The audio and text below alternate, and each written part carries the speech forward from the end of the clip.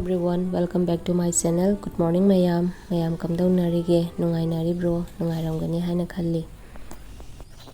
Kuire isu video amta thagattaba yum sabane school chathok chasin tawbane asum suksang changkhidre aduna video thagatpa ngamdabane.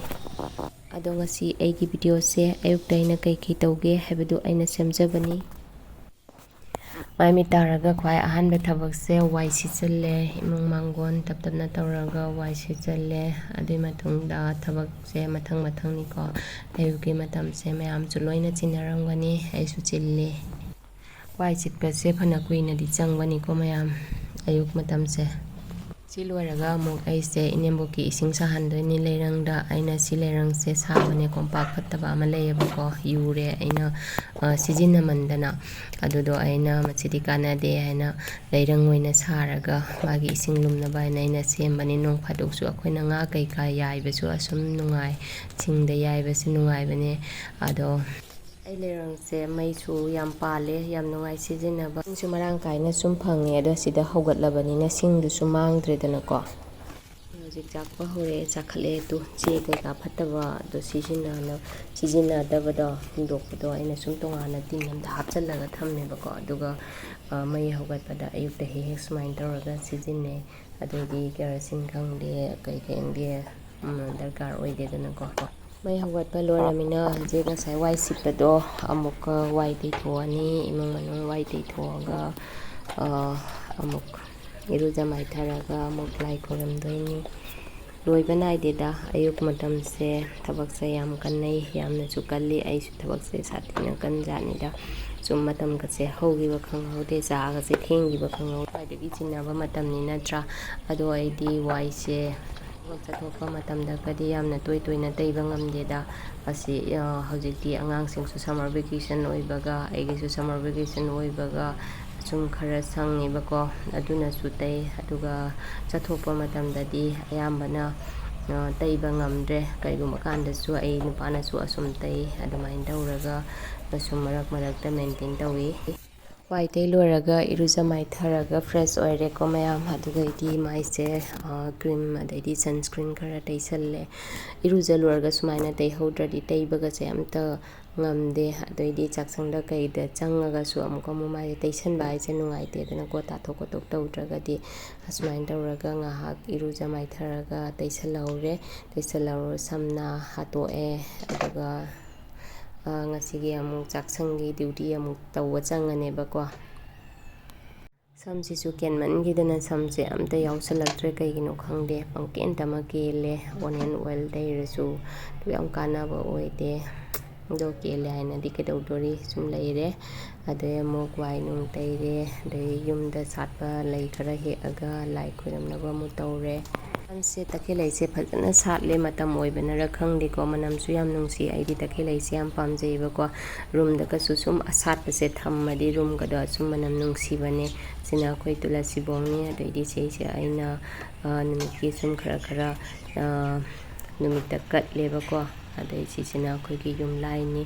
dup makeup na thaba se chu makeup chu thai aduga agarbatit na chu thai ba ko makeup na thaba se yam nungai ji ba ko idi ado ayukta sum maita natraga tiki na tawraga thai ado ka khudingi loina haido ani ba ko aduga ka khudingi haidokpra manam do yam nungsi ba wakhan sidane positive vibe ma lakpa dawna tawri ba ko aduna aina chatlaga ka singse loina maikhu singse loina hairam doini ba ko adu loraga muk mapanda muk khoiramodoine numita khoiramani adoidi mapanda muk tulasi bong kaika mahadev kaika leibado amuk khoiramani adumain tawraga ayuk se lai khoirame adoidi sumaina ayuk matam sida adoi siengna hairagati neko ayuki school chathokpa matamdadi nong phadok su lai ka se khoramba nangdaba yaure chinman khidana adi ayuki breakfast kaika lunch kaika loiramaga chattoini dana ko aduna ado hojik amu chaksangda mu change badam khara ngaure angangi charawan bagi alu ngan chaliba ko aina ngasigi ngarang hinjang su khara lei haina ngarang soyabin thongba khara lei do moi chana doira chana roi doira dikhangde adora su aina aluga chara su chajarani haina aina ꯗꯤ ꯉꯥꯜꯂꯦ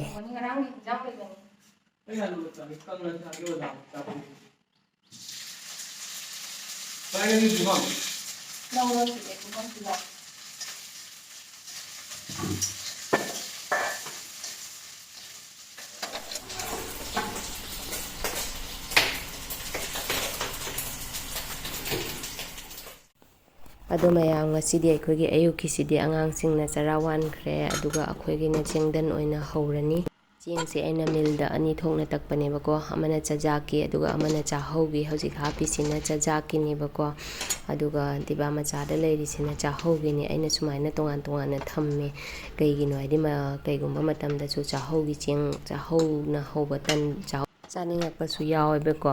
ꯑꯗꯨꯅ ꯑꯩꯅ ꯇꯣꯉꯥꯟ ꯇꯣꯉꯥꯟꯅ ꯊꯝꯃꯦ ꯑꯗꯨꯒ ꯊꯥꯛꯑꯒ ꯍꯧꯕꯁꯤꯅ ꯆꯥꯍꯧ ꯈꯔꯒ ꯆꯖꯥꯛ ꯈꯔꯒ ꯌꯥꯟꯅꯔꯒ ꯍꯧꯕꯁꯤꯅ ꯍꯥꯎꯋꯦꯕꯀꯣ ꯑꯗꯨꯅ ꯑꯩꯅ ꯆꯥꯍꯧꯒ ꯆꯖꯥꯛꯀꯁꯦ ꯇꯣꯉꯥꯟ ꯇꯣꯉꯥꯟꯅ ꯊꯝꯃꯦ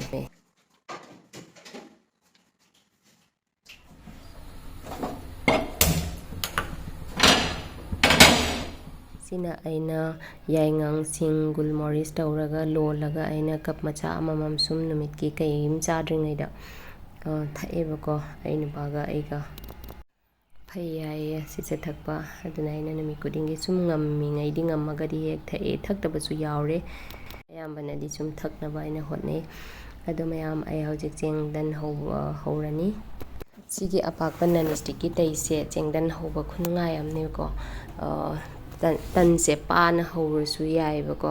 ꯍꯥꯏꯗꯤ ꯄꯥꯔꯤꯉꯩꯗꯤ ꯍꯥꯎꯋꯦ ꯇꯟ ꯑꯊꯥꯕꯀꯗꯣ ꯆꯥꯅꯤꯡꯗ꯭ꯔꯦꯕꯀꯣ ꯁꯤꯒꯤ ꯇꯩꯁꯤꯒ ꯍꯧꯕꯗꯩꯗꯤ ꯌꯥꯝ ꯅꯨꯡꯉꯥꯏ ꯑꯩ ꯅꯨꯄꯥꯅ ꯁꯤꯁꯦ ꯃꯥꯅ ꯕꯤꯁꯥꯜꯗ ꯆꯠꯄꯗ ꯂꯩꯔꯛꯄꯅꯦꯕꯀꯣ ꯁꯤꯜꯆꯔꯗꯒꯤ ꯑꯗꯣ ꯌꯥꯝ ꯅꯨꯡꯉꯥꯏ ꯁꯤꯁꯦ ꯑꯩꯈꯣꯏꯒꯤ ꯌꯣꯠꯀꯤ ꯇꯩ ꯑꯃ ꯂꯩꯇ꯭ꯔꯅꯦ ꯑꯗꯨꯅ ꯈꯔꯁꯨ ꯄꯤꯛꯏꯗꯅꯀꯣ ꯑꯗꯨꯗꯣ ꯍꯥꯟꯅꯗꯤ ꯑꯗꯨꯒ ꯍꯧꯔꯝꯃꯤꯅꯦꯕꯀꯣ ꯑꯗꯣ ꯑꯁꯤ ꯂꯩꯔꯛꯄꯗꯩꯗꯤ ꯑꯁꯤꯗꯇ ꯁꯨꯝ ꯍꯧꯔꯦ ꯌꯣꯠꯀꯤ ꯇꯩꯒꯗꯣ ꯑꯝꯇ ꯁꯣꯛꯅꯤꯡꯗ꯭ꯔꯦ ꯁꯣꯛꯁꯨ ꯁꯣꯛꯇ꯭ꯔꯦ ꯇꯟ ꯍꯧꯒꯗꯕ ꯆꯦꯡꯗꯟ ꯍꯧꯒꯗꯕ ꯑꯣꯏꯔꯗꯤ ꯑꯁꯤꯗ ꯁꯨꯝ ꯍꯧꯔꯦꯕꯀꯣ ꯑꯗꯨꯒ ꯑꯃꯗꯨꯅ ꯑꯇꯥꯒꯨꯝꯕ ꯀꯩꯒꯨꯝꯕ ꯑꯗꯨꯒꯤ ꯇꯟ ꯍꯧꯔꯀꯥꯟꯗꯇ ꯁꯨꯝ ꯍꯧꯋꯦ ꯁꯤꯅ ꯑꯃꯨꯛ ꯏꯅꯦꯝꯕꯣꯛꯀꯤ ꯁꯪꯒꯣꯝ ꯒ꯭ꯂꯥꯁ ꯈꯥꯡꯉꯩꯃꯨꯛ ꯁꯨꯝ ꯅꯨꯃꯤꯠꯀꯤ ꯊꯛꯏꯌꯦꯕꯀꯣ ꯑꯗꯨꯗꯨꯅꯦ ꯑꯩꯅ ꯍꯩꯔꯤꯁꯦ ꯁꯟ ꯁꯪꯒꯣꯝ ꯑꯩꯈꯣই ꯁꯤꯗꯗꯤ ꯁꯨꯝ ꯈꯨꯜꯂꯛꯅꯤꯅ ꯁꯟ ꯁꯪꯒꯣꯝ ꯃꯔꯥꯡ ꯀꯥꯏꯅ ꯐꯪꯉꯦ ꯑꯗꯨꯅ ꯍꯦꯛ ꯍꯦꯛ ꯂꯥꯛꯑꯒ ꯄꯤꯔꯛꯑꯦꯕꯀꯣ ꯑꯗꯨꯗꯨꯅꯦ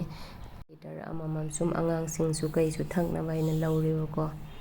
ꯆꯥ ꯂꯣꯟꯕꯗꯁꯨ ꯑꯁꯨꯝ ꯑꯁꯤꯅ ꯁꯤꯖꯤꯟꯅꯔꯦ ꯁꯪꯒꯣꯝ ꯄꯥꯎꯗꯔ ꯂꯩꯅꯗ꯭ꯔꯦ ꯁꯤꯅ ꯁꯨꯝ ꯍꯥꯞꯄꯦ ꯍꯟꯖꯟ ꯍꯟꯖꯟꯃꯨꯛ ꯂꯩꯔꯨꯅꯁꯨ ꯀꯩꯗꯧꯗꯣꯔꯤ ꯁꯪꯒꯣꯝꯗꯣ ꯃꯔꯥꯡ ꯑꯁꯨꯝ ꯀꯥꯏꯕꯅꯤꯅ ꯑꯗꯨ ꯆꯦꯡꯗꯟ ꯍꯧꯕꯁꯦ ꯈꯔ ꯀꯨꯏꯗꯤ ꯀꯨꯏꯅ ꯆꯪꯉꯦ ꯌꯥꯏꯕꯗ ꯃꯔꯩ ꯃꯨꯡझꯟꯗ꯭ꯔꯗꯤ ꯍꯥꯎꯇꯦꯗꯅꯀꯣ ꯑꯩꯈꯣꯏ ꯆꯕꯣꯠ ꯆꯕꯣꯠꯀ ꯂꯥꯎꯔꯗꯤ ꯍꯥꯎꯇꯕꯅꯦ ꯑꯗꯣ ꯈꯔ ꯀ꯭ꯔꯦꯝ ꯀ꯭ꯔꯦꯝ ꯂꯥꯎꯔꯒꯗꯤꯈꯔ ꯀ꯭ꯔꯤꯁꯄꯤ ꯑꯣꯏꯔꯒꯗꯤ ꯍꯥꯎꯋꯦꯕꯀꯣ ꯀꯨꯏꯅ ꯆꯪꯕꯗꯣ ꯑꯗꯨ ꯈꯛꯀꯤ ꯋꯥꯅꯤ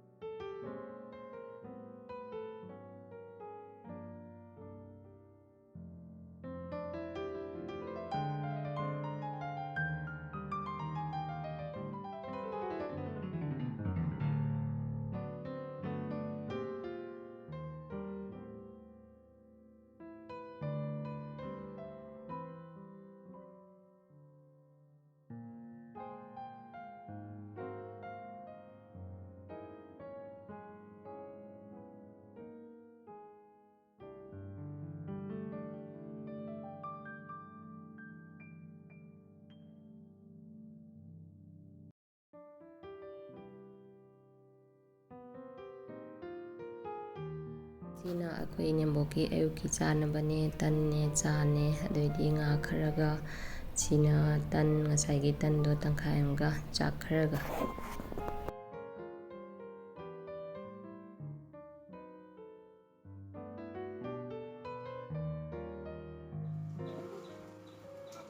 yun tingdan do haway ni tingdan do haway ni ba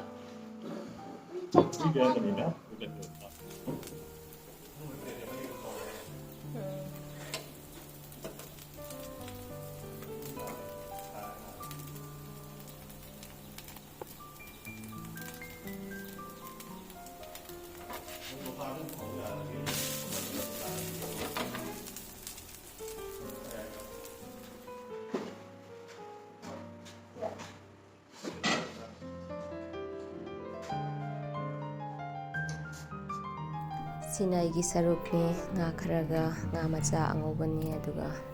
aigi saruk siga isiga lay kharaga badam kharaga laure ado mayam masigi aigi ayukki cha su loire tabak su loisalae mayam aigi video se nungai biragadi aigi channel asibu subscribe tawbiduna support tawbiramu mathangi video da amuk unarasi mayam